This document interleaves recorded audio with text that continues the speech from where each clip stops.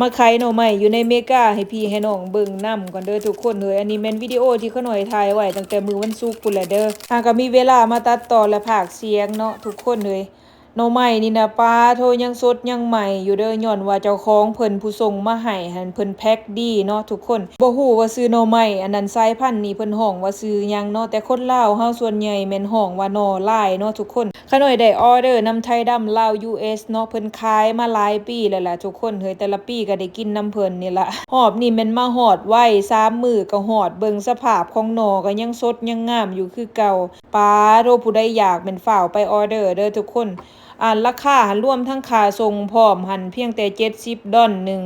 และพวกเจ้าจะได้กินหน่อไม้สดๆแบบนี้นี่ล่ะทุกคนรสชาติหน่อลายของอยู่ในอเมริกานี่มันจะเป็นแบบรสชาติหวานๆหอมๆคล้ายคือข้าวสาลีนี่ล่ะทุกคนเฮ้ยเบิ่งความสดความใหม่ดูปานไปหาเองลองซื้อมากินลองเบิ่งเด้อทุกคนถ้าแบบว่าผู้ใดยังบ่ทันได้ลองหั้นน่ะแซ่บหวานหอมแล้วก็ชื่อ Facebook เพิ่นแม่นขาน้อยจะปะไว้อยู่กล่องคอมเมนต์อีกเทื่อหนึ่งเด้อ